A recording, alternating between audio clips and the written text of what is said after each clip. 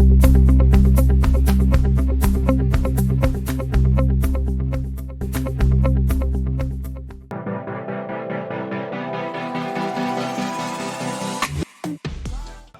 very special personality in the house. It's not every single day you get a presidential aspirant to stop on by to our studios. But hey, look, we've got one who has made his mark, and we have another, ladies and gentlemen, whose mark has been made on him. I have in the studio with me Omoyele Sowore, who is the presidential candidate under the African Action Congress. Good morning, Chief. Welcome to the program. Thank you for bringing me on the show, man. Anytime, every time, sir.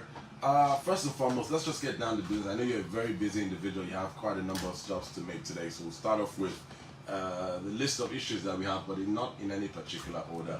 One of the first things I had in mind to talk to you about, being a candidate as well, is the stake with INEC.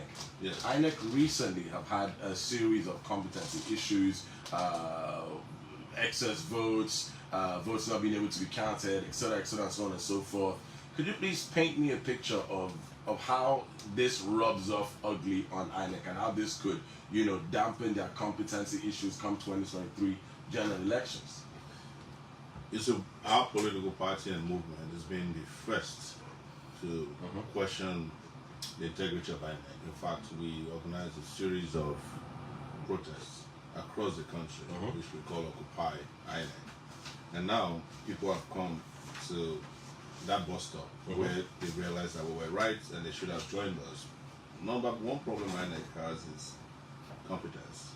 Just like every incompetent leadership in the country, they haven't been able to run, this current INEC, been able to run a free and fair election.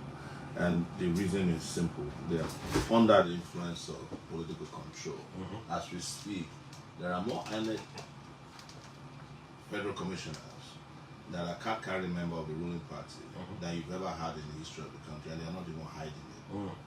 That's a major credibility issue.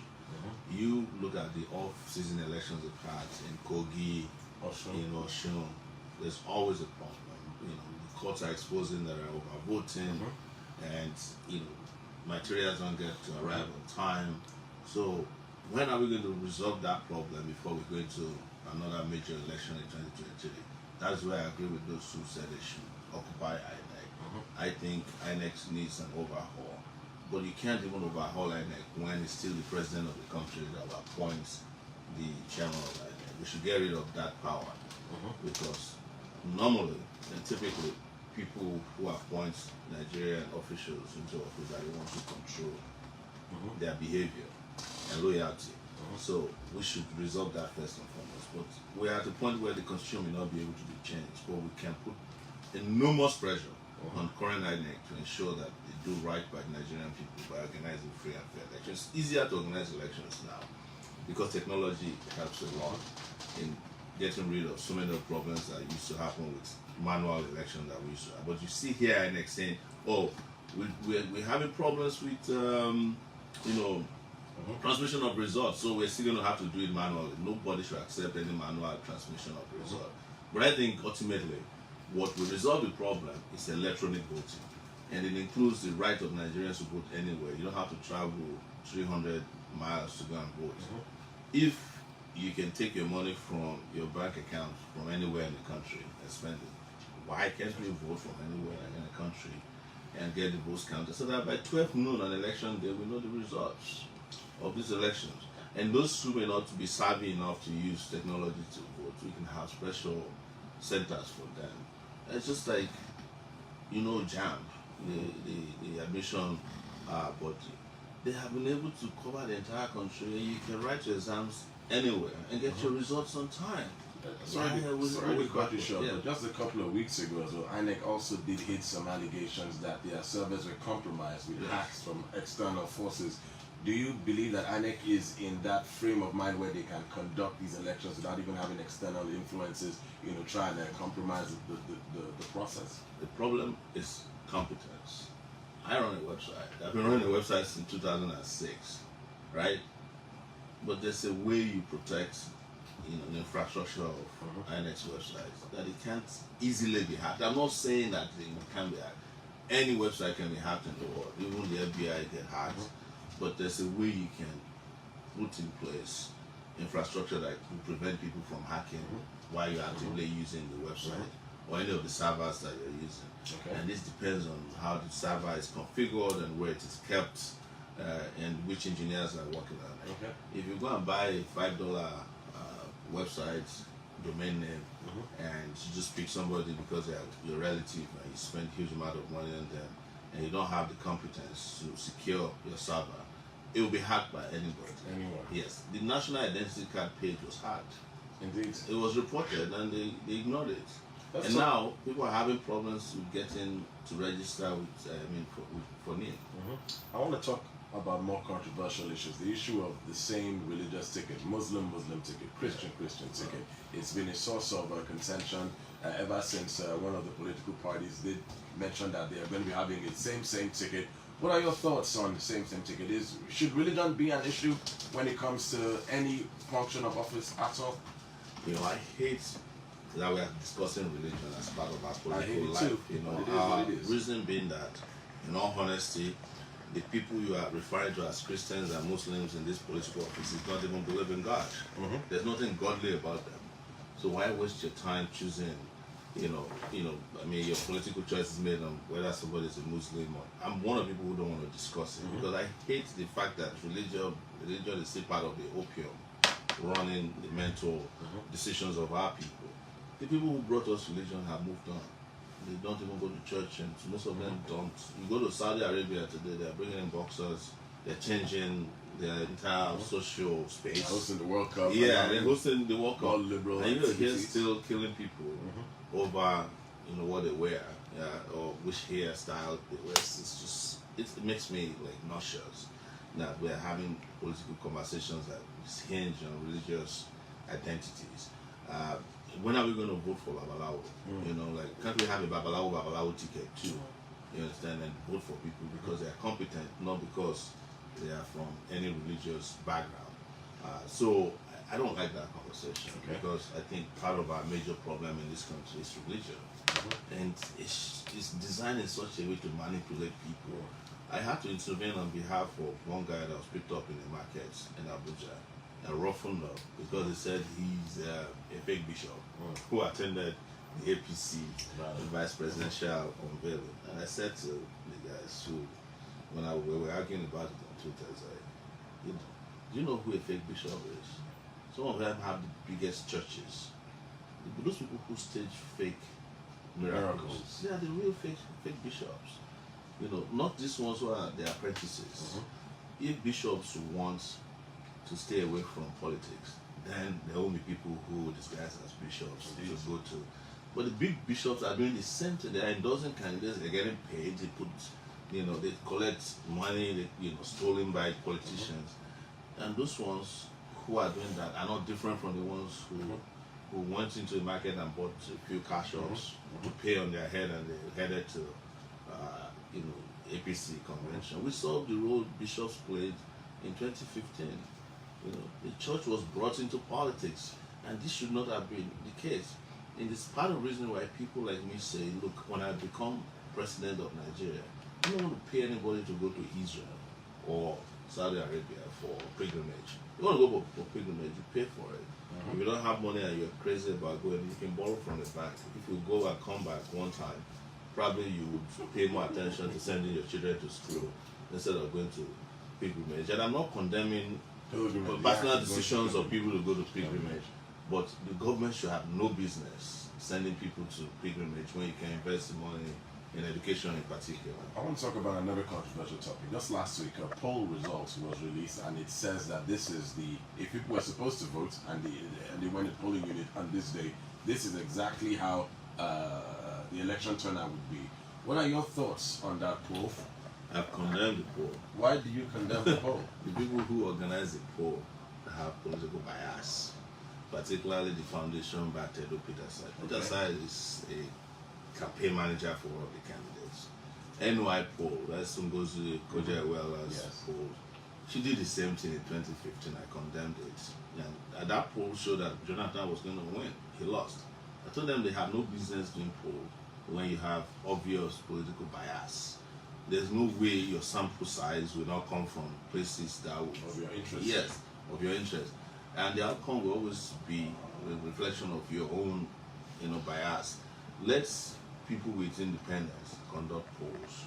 Now we have gone past the stage of sample size polling.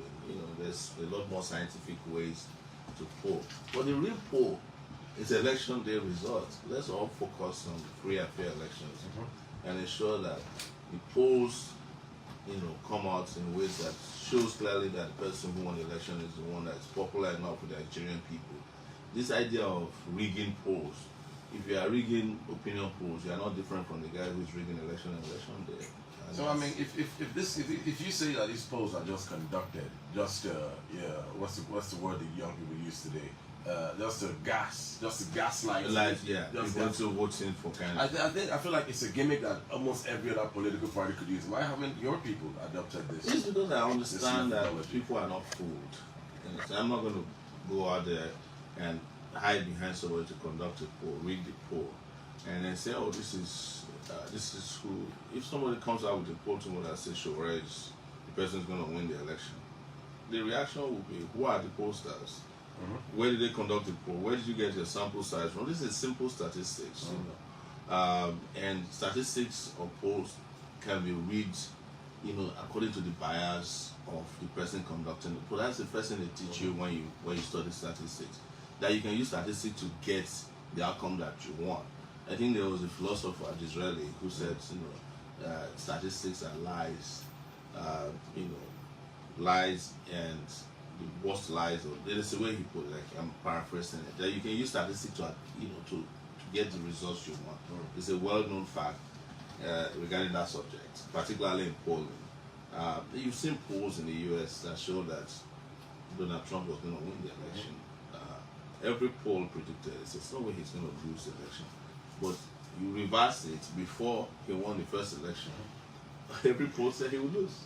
Okay. Yeah. I want to bring something up to your attention. You are a man who has been also dubbed Mr. Protest Nigeria because of, in almost every other protest that has happened in this country, you have been part of it, if not even at the forefront.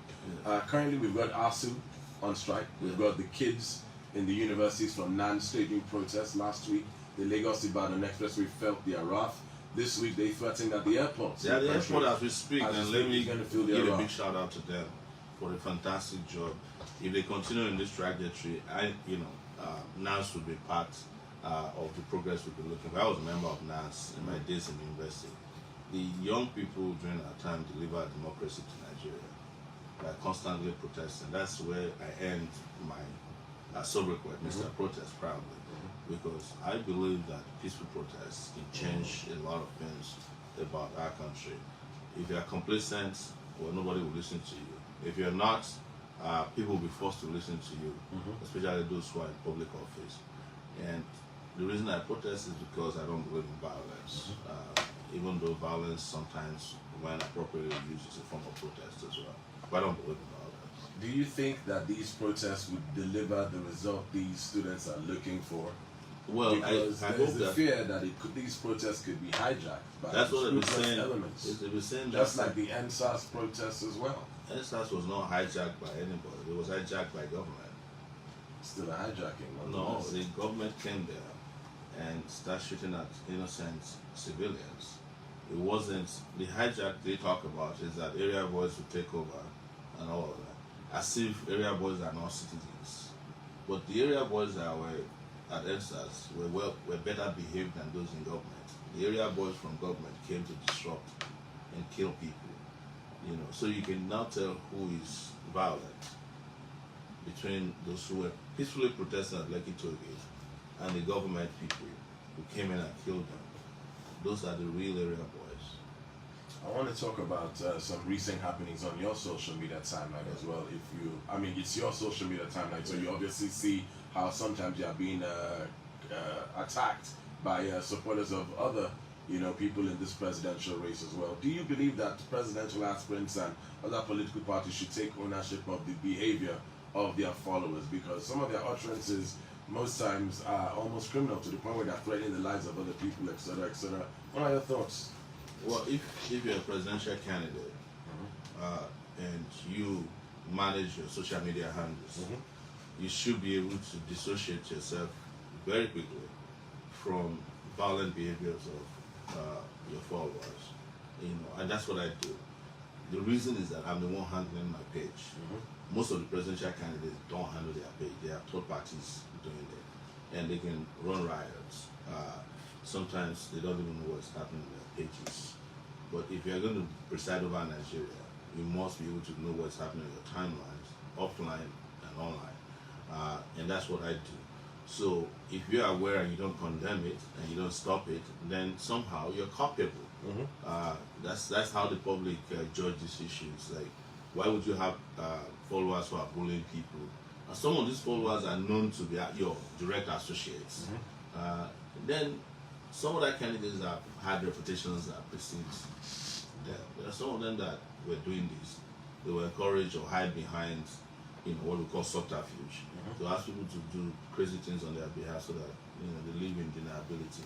With regards to how I'm frequently attacked, I take that as a badge of honor, that I can generate the amount of interaction and engagement that allow people to express themselves fully about things I hold and things that they hold dear to themselves.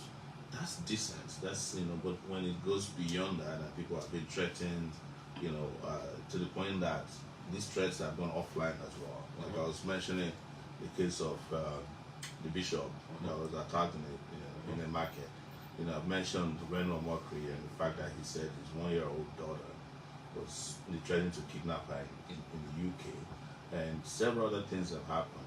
We should discourage them now before they get out of control, because you look at these presidential candidates or politicians, you know that there's nobody who has a monopoly of some of these behaviors. But antisocial behaviors online should not be encouraged, because whoever wins as a presidential candidate, as a president of this next election, is going to have to govern everybody. Both those you disagree with, and people you disagree with. I have one last question before I let you go this morning. Just last week, President Buhari said his administration has done really well, but there are quite a number of demerits that can be listed side by side. But what are your own thoughts on the last 8 years of President Buhari and the APC? The fact that the only person who had to come and say that his administration has done well is Buhari himself, shows that Buhari has failed. If you did well, everybody cannot be blind to the progress that you claim to have made. You don't have to be the one who comes after 7 years and say, where's everybody? Why can't you guys see that I did well? And the rest of us can't see that you did well. So that shows the defensive nature of the administration, that they had to come and defend or try to just make people believe that they did very well. Whereas the opinion of the rest of us who are the receiving end of their services is that they're doing terribly well. It's just like you have a radio station that nobody listens to, and you still come every day and say, well, this is the most followed radio station in the country, and your Nielsen readings are showing that nobody's listening to you. Who are you deceiving? Yourself and yourself alone. Yeah. I think President Buhari lives in a different world, what we call alternate reality. Yes. He doesn't stay here with us. I'm not surprised. All right, ladies and gentlemen, we've had the guest and the honor of talking to presidential candidate Omoyele Sowore. Thank you so much, Chief, for stopping on. Thank you so much for having me, and I hope to be back here. Yes, indeed. Looking forward to Nigeria, they use computer. The leaders of Nigeria, they use radio where they turn the knob.